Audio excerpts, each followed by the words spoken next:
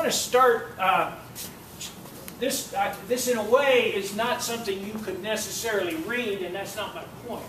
But this is a classic of Enron in the good days. And this shows Internorth, which was the company that Enron sprang from, and then Enron. And of course the big change vector was deregulation of the gas market. What I don't intend to do is have you see all this. What I do intend for you to know is, before deregulation, if you looked at all these dimensions, Internorth was in balance. All of these features supported each other in the Internorth organization.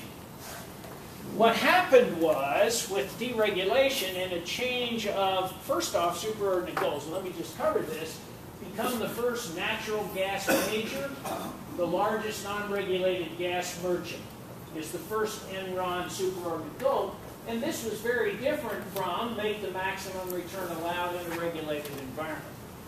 But what happened was, over a few short years, the Enron organization came back into balance, by the way, with very few of the same people. So many of the soft S's had to change in order to support the new superordinate goal and the new corporate strategy. So that's a classic example of kind of a before and after, both of which, here's the thesis, both of which were points of balance.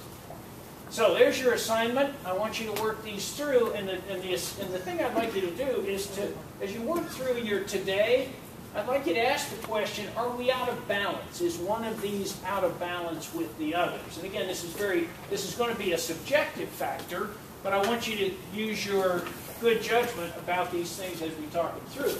And then I want you to write, here's where we're going to be in 3 years, and I want you to define that in balance. In balance. And we'll go, as we go through this, we'll talk about what balance means. So I'm going to start with superordinate goals. These are the fundamental ideas around which a business is built. They are the main values and broad notions of future direction that the top management team wants to infuse throughout the organization. These have sometimes been called BHAGs, or Big, Hairy, Audacious Goals. So, again, your assignment, what do you say yours are today? What do you say you want yours to be in 3 years? They may not change, that's okay. I'm not suggesting everything has to change.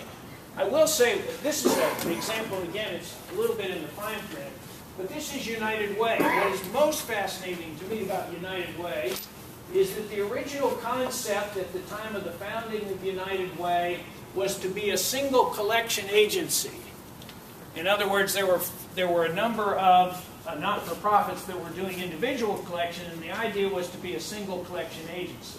Well, United Way of Houston woke up in about, what's the year here, 2000 to 2005, and realized that the agencies that they were collecting for, rather than 100% of the collection supporting the agencies relied on United Way only for 8%.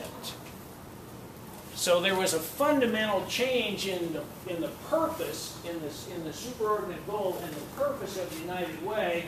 And so United Way in Houston identified a new superordinate goal to be the leader and trusted partner in improving lives, tackling key community social issues, and making a lasting difference.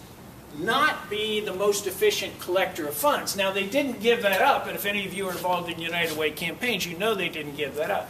But they said, we have to be, and by the way, some of this was brought to them by the work they did in the great hurricanes that were experienced along the Gulf Coast.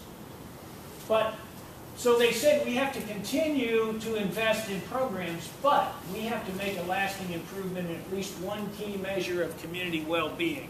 If you look at their work and you notice the word thrive, T-H-R-I-V-E, that is their new vector that is focused on helping, I would say, people that are, I wouldn't say people that are the poorest, but people that are the working poor to become financially strong. So I just wanted to provide this example. Let's go to strategy. Strategy means those actions that a company plans in response to or in anticipation of changes in its external environment, focusing on these words: products, markets, customers, competitors. So those of you who have a construction firm, what are you, and I'm asking this rhetorically, but I want you to think about it, what are your current target markets, and what do you say your current products are? And I know standing here in the Marek company that Marek has broadened its product line in the past 5 years or so. So what are your target markets? What are your target products? And what do you think what would you like them to be in the future? One of the things to think about in terms of strategy is, this is a classic, by the way. It says, this is circa 1980s, and it doesn't go away. It says that what you do with your strategy depends on two important variables. One is your relative market share, and two, the market growth rate. And if, for example, you have a high market share, and if there's a high growth market, and that's some of what's going on in Houston, Texas, in your industry, then that can be your star. That is where you'll invest your most time and energy. If the market growth rate is low and you are well positioned, then the term, if you've ever heard it before, is cash cow, which means you milk that piece of your business and put some of those funds forward. If you have a low market share and a low growth rate, that's really a question. And of course, if you, I don't mean to demean the family dog, but if you have a low market growth rate and you have a low market share, you probably ought to put the dog out at that point. The point I want to make about this is when it comes to articulating strategy, this is there's books written on it. You got one in your hands. When it comes to articulating strategy, this is very difficult, but it's an important thing to identify. Why are we in the markets we're in? Why do we have the products we have? Structure. The basic theory underlying structure is simple. Structure divides tasks and then provides coordination. It trades off specialization, integration. It decentralizes and then re-centralizes. What I want to show you here is that, we always draw the lines in boxes, and everybody's probably could draw them for their firm. Some maybe can't because they're a little too fluid. What I want to ask you to always consider, though, is there's a second important part of articulating structure, and that is a roles and responsibilities matrix. And I've come upon many an organization where creating this diagram, and maybe 1 or 2 sheets of paper, was a real breakthrough in getting their structure to work. Because, and again, we all have job descriptions, but what this says is in a decision. We have product pricing, sales, product delivery, staff management. There could be about 10 of these. We are articulating what is the different role of the executive group, the sales group, the operations group, the administrative group. What is important to know is how these interface with each other. A job description tends to write this away, but this shows how what one group does as a role and what the other group doesn't do as a role. So that's an important element of articulating your structure. So, is everybody working hard? I'm going to correct the papers here in just a minute. Systems are all of the procedures, formal and informal, that make the organization go day by day and year by year. Capital budgeting system, training systems, cost accounting procedures, budgeting systems, etc. This is an area where, obviously, over the past 30 years, the application of information technology has been very significant. But I think just fundamentally thinking through what are the systems we have right now, and 3 years from now, when we are where we want to be, well, how do we need to make modification of those systems? What do they need to be different? Style. Style accounts for the basic personality of the people in an organization and the way that the leadership comes across to the organization. Another aspect of style is symbolic behavior.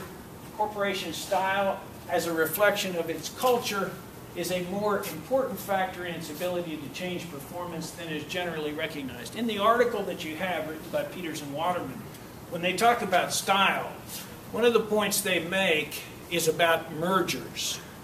I was with a guy yesterday, he said, well, on paper, the merger of the two organizations looked quite complementary. Markets, products, skills, all those things looked quite complementary. He said we were able to realize those complementary factors after 5 years. It took 5 years for the cultures to homogenize. So of all the 7 S's, say I'm going to change my outfit, of all the 7 S's, the one that's going to be the slowest to change is going to be style. Not that it shouldn't be tried. This is an example. Pat and I have a good friend, Michael Burke, who was the head of Texas Eastern Products Pipeline Company at one time. And Michael inherited this company, and I think it's, you know, what the fundamental beliefs were when he, or before he showed up, fundamental beliefs were employees are a cost, management has all the good ideas, employees are lucky to have a job, employees' job is to work and not to think. And Mike's perception was employees are valuable, everyone has good ideas, the company is lucky to have these employees, and employees' job is to think. And the behaviors of the leadership, again, what Mike inherited, make all the decisions and command and control. And Mike's position was we need to empower the people and provide for a vision and values.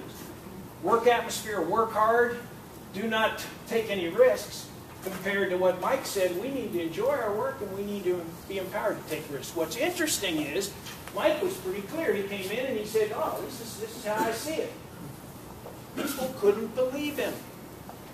Because culture, by the way, is not an intellectual thing. Culture is quite a, I would say it's a matter of the heart and soul.